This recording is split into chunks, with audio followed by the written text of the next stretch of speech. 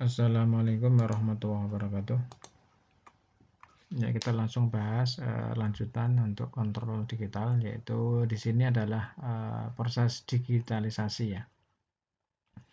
Jadi untuk rumusan analisis kontrol nanti membutuhkan penyelesaian yang sering dipakai adalah persamaan diferensial, persamaan integral. Jadi diferensial dan integral nanti operasi matematika diferensial integral nanti harus kita selesaikan dengan cara pemrograman ya, ataupun nanti kalau secara teknis menggunakan hardware ya berarti diubah ke model diagram blok kanonik, direct dan sebagainya ya. Nah, kita teruskan yang materinya, yaitu untuk penyelesaian persamaan diferensial nanti kita menggunakan pendekatan rumus adalah Euler, kemudian Rengkuta dan sebagainya. Kemudian untuk yang integral, maka kita bisa melakukan pendekatan dengan cara komputasi dengan model backward, forward, kemudian trapezoidal.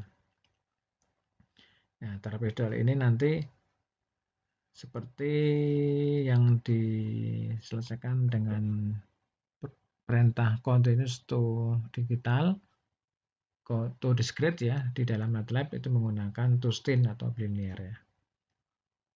Nah, sebelum masuk ke sini kita akan ulas tentang yang pertama adalah pendekatan Euler. Jadi pendekatan Euler di sini suatu persamaan diferensial x dot k ya. Jadi ada tanda dot di atasnya, ini adalah persamaan diferensial.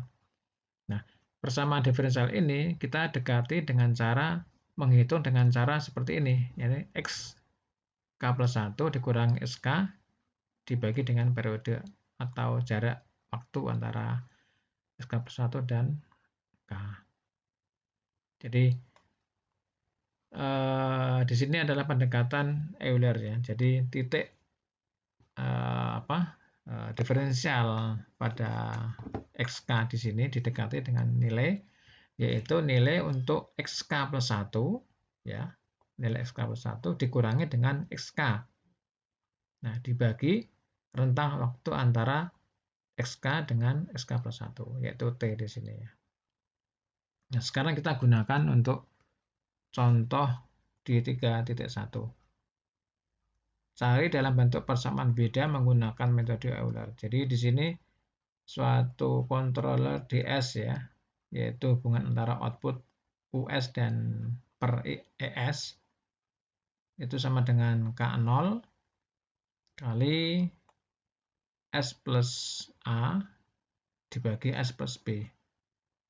Nah, persamaan diferensial ini kita temukan, kita hitung dengan cara ini S itu S ya, S ini Laplace. Nanti kita perkalian silang ya antara US dengan yang di bawah di sini S plus B dan ES dengan S plus A di sini. Sehingga kalau kita kalikan silang di sini ketemunya adalah S plus B di sini, S plus B kali US.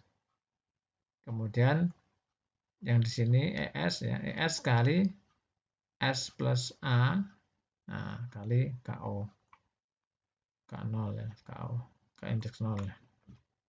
Nah, kemudian kita ubah ke dalam bentuk Laplace inverse, yaitu di sini yang berbentuk S itu mudahnya adalah kita langsung ganti ke diferensialnya ya, ke bentuk diferensial, sehingga proses di sini S plus B kali US ya, berarti di sini bagian S kali US ya. Nah, ini S di sini berarti ada diferensial, kemudian yang B-nya tetap ini ya, BU, kemudian di sini K0. Nah, S-nya di sini ada diferensial ya, plus A ini dari ES. Nah, jadi ini langsung saja untuk Laplace inverse, yaitu ketemunya adalah U dot atau U diferensial dari O ini ya, kemudian ditambah BU, kemudian sama dengan K0 kali dalam kurung diferensial dari error atau dari E ini ya, dari E notasinya ini ya, kemudian plus A kali E. Jadi di sini nilai variabel U itu di diferensial, nilai variabel E di sini adalah diferensial. Kalau yang U di sini dan E di sini adalah nilai yang sekarang. Ya, nilai yang sekarang. Nah, sekarang bentuk yang seperti ini kita dekati dengan metode Euler. Jadi yang bentuk yang berbentuk persamaan diferensial yaitu yang di dalam kotak ini ya, kotak merah ini. Jadi U dot dan E dot itu adalah diferensial. Nah, sekarang pendekatannya seperti yang di atas di sini. Nah, jadi U dot ini, diferensial dari U ini adalah U dalam kurung K plus 1 dikurangi dengan UK. Dibagi dengan T. Kemudian ditambah, nah ini seperti yang awalnya tadi ini ya, plus BU, ini plus BU. Kemudian sama dengan K0, ini tetap K0. Kemudian yang E-nya ini diferensial, sehingga EK plus 1 dikurangi EK dibagi dengan T. Ya. Kemudian ditambah AE. Nah, sehingga ini ketemunya, kalau kita langsungkan ketemunya adalah seperti ini. Jadi UK plus 1 sama dengan 1 dikurangi BT, ini dalam kurung ya, kali UK, kemudian ditambah K0 dalam kurung AT min 1 kali EK, plus K0 EK plus 1. Jadi output yang akan datang itu dicari dari mana? Dari nilai output sekarang dikali konstanta ini 1 plus BT 1 min B kali T, kemudian ditambah dengan K0 kali konstanta ini apa? AT, bukan konstanta ya, parameter ini ya, AT plus min 1 kali, nah kali E sekarang ya ditambah dengan E yang akan datang dikali K0. Nah ini ada ya, ada indeks positif ini ya. Nah ini kalau kita uraikan seperti ini ya. Buktinya bahwa UK plus 1 dikurangi UK per T plus BU ya sama dengan K. EK plus 1 dikurangi EK per T plus AE ya. Di sini kita cari dulu atau kita gabungkan dulu, ini kan per T, ini juga per T, sehingga ini bisa digeser ke sebelah kiri dari sama dengan, sehingga di sini nilainya adalah negatif ya. Kemudian yang BU ini kita geser ke sebelah kanan sama dengan, jadi ini min BU. Nah kemudian persamaan yang ini karena sama-sama ada per T ya, per T. Ini kita selesaikan dulu yang di sini. Di sini per T juga ya, per T.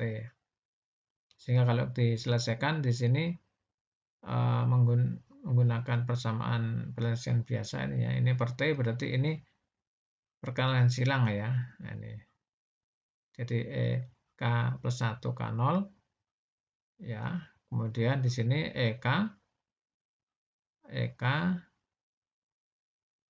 nah ini ya, EK kali K0, kemudian di sini apa ini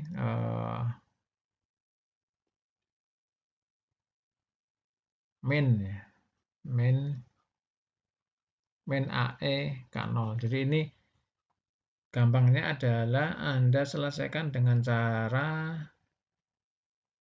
ini dikalikan dengan K0 semua dulu ya, ini kemudian ini ya, sehingga nanti kemudian diselesaikan disama dengan yang di sini. Nah ini ada bagian T yang sama diselesaikan. Hasilnya seperti ini.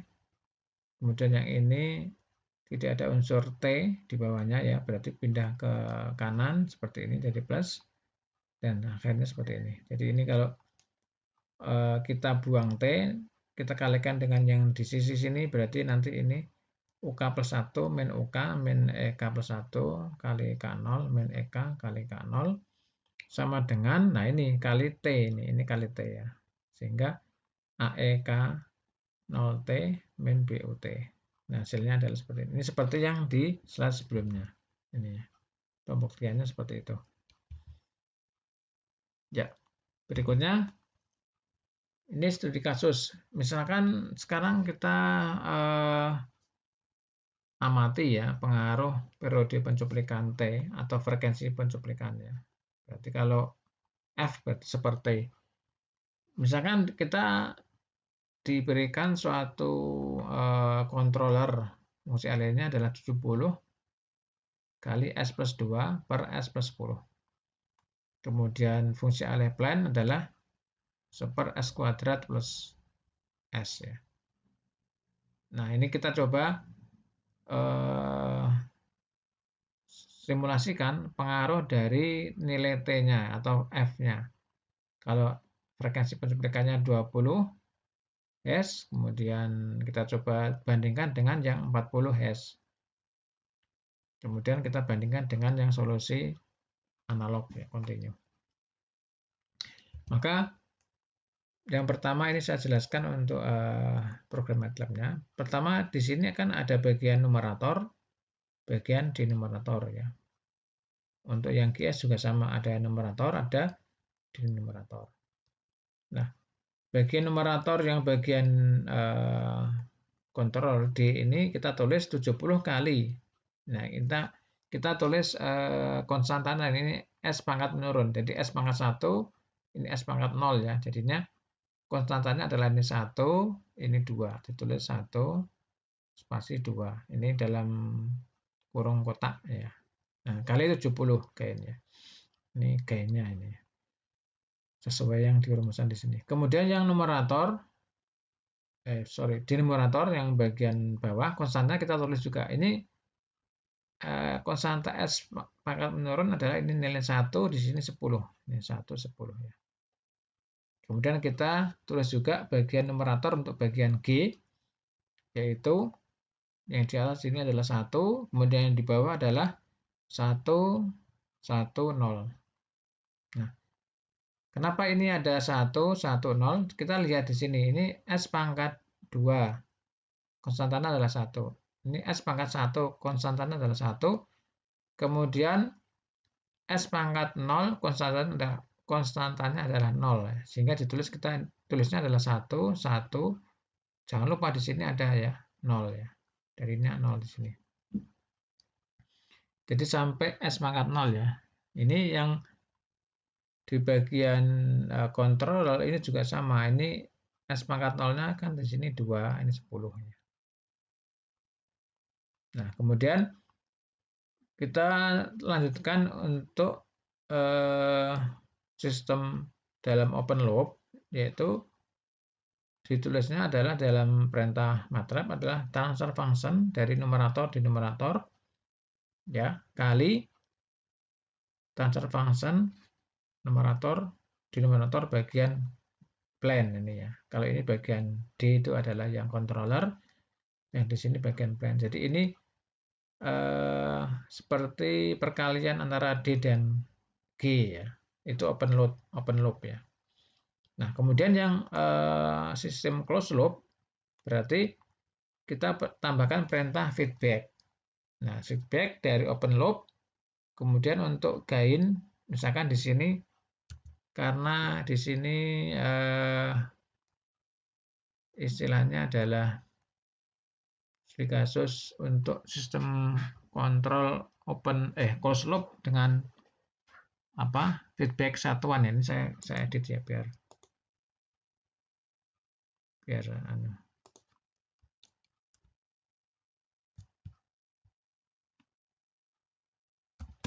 feedback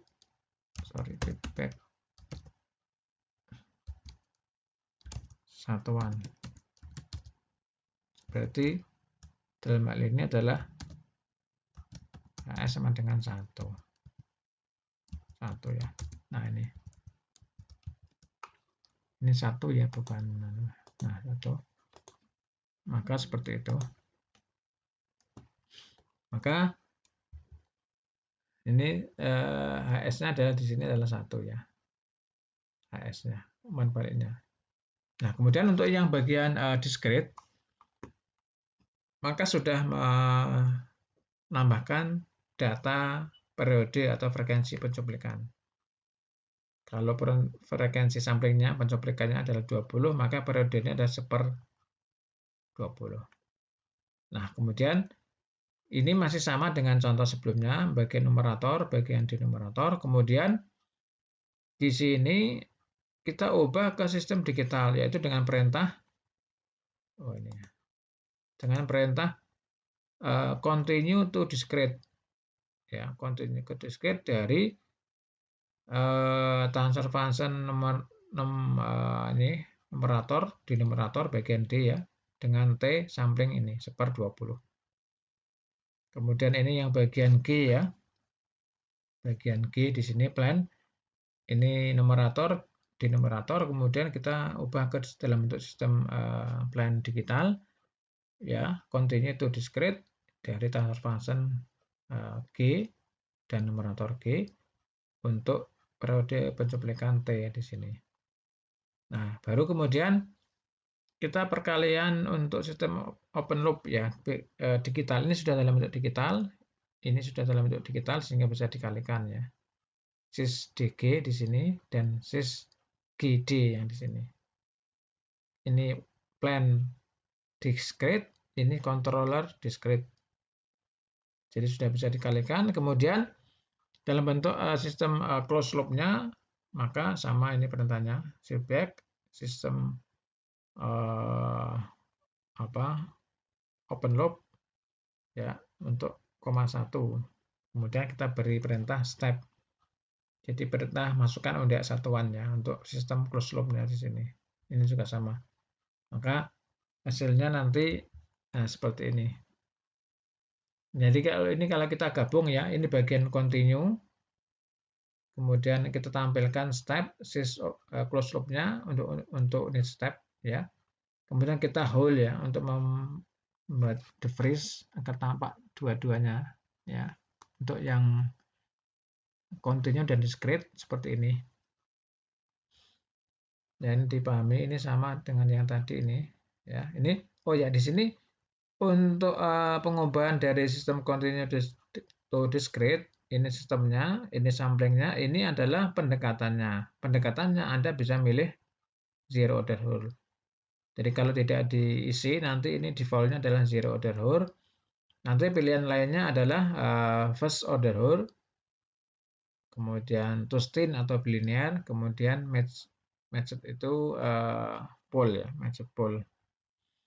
Nah, untuk lebih memahami nanti silakan Anda ketikkan di dalam MATLAB help, kemudian spasi C2D ya. Jadi untuk mengetahui apa sih perintah C2D ini, isinya apa saja, penjelasan apa saja, nanti bisa diketikkan di komen MATLAB dengan mengetikkan help C2D. Nah, ini hasilnya adalah seperti ini, bisa dibandingkan ya. Kalau dicoba dengan frekuensi pencuplikan 20 Hz, maka hasilnya seperti ini. Jadi ini gradasinya kelihatan ya. Dan seperti ini. Nah, sekarang kalau kita coba dengan frekuensi pencuplikan 40 Hz, maka di sini sudah mau mendekati dengan yang continue ya. Jadi ini sudah resolusinya sudah tinggi. Discrete-nya ini ya. Nah, seperti itu. Nah, ini kalau di dalam buku teks ya, hampir sama ini. Kita tampilkan untuk dengan frekuensi sampling 20 Hz, ini yang 40 Hz ya. Jadi yang 40 Hz ini akan mendekati dengan yang sesungguhnya. Ya, seperti itu. Nanti ini juga nanti dipakai sebagai percobaan ya dalam job 5 Anda melakukan percobaan Nah, seperti ini. Anda ubah F-nya atau T-nya di sini ya. 40, 50 atau berapapun. Jadi yang baik itu sesuai dengan hukum teori teorema pencuplikan adalah paling enggak 2 kali frekuensi tertinggi dari frekuensi input ya. Kembali ke sini. Nah, efek dari nilai pencuplikan tadi, efek nilai pencuplikannya. Jadi apa istilahnya, dari adanya frekuensi sampling maksudnya ya, itu nanti terjadi semacam delay ini ya, delay. Dan memang karena ada proses sampling and hold ya, sampling and hold. Jadi ini yang sinyal aslinya continue kita cuplik jadi seperti ini, sehingga nanti yang kotak ini ya, yang discrete. Nah, sehingga nanti hasil akhirnya adalah dalam bentuk filter di rata-rata ya seperti ini. Ya ini terjadi adanya penundaan sekian ini, berapa detik ini. Nah, itu akibat kalau kita menggunakan pengolahan digital. Memang ada kelemahan delay-nya, tapi ini bisa diantisipasi nanti dengan adanya penggunaan delay yang struktur yang lebih menghemat delay atau mengurangi delay, yaitu menggunakan direct atau ya canonical direct ya nanti. Kemudian ini contoh kalau periode ini dibuat setengahnya ya, periode ini dibuat setengahnya, maka di sini nanti terlihat bahwa terjadi penurunan phase margin ya, phase margin. Ya, kemudian juga kita amati dengan cara spektrum ya. Misalkan ada sinyal kontinu RT dan sinyal tercuplik R bintang T. Ini ya. Jadi kalau dicuplik maka menjadi R bintang T. Kemudian dalam bentuk Laplace ya. Nanti kita biasa membuat gambarnya, spektrumnya seperti ini. Nah, ini kalau T-nya adalah setengahnya ya, maka terjadi ini overlapping atau aliasing ya. Jadi spektrumnya akan saling tumpang tindih dan di sini untuk mendapatkan sinyal kembali yang data masternya yang aslinya ini terpengaruh di sebelahnya, data sebelahnya. Maka diperlukan nanti filter aliasing. Ini contoh gambaran ada dua buah frekuensi sinyal ya dengan frekuensi rendah, ini frekuensi rendah, dan ini frekuensi tinggi. Ya.